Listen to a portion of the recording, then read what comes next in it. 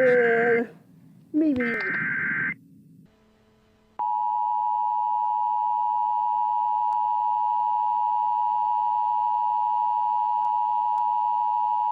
The National Weather Service in Las Vegas has issued a severe thunderstorm warning for Central Clark County in southern Nevada until 2:15 p.m. Pacific Daylight Time.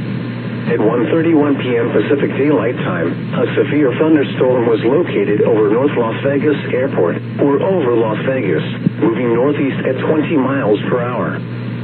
Hazard, 60 miles per hour wind gusts. Source, radar indicated. Impact, expects damage to roofs and trees.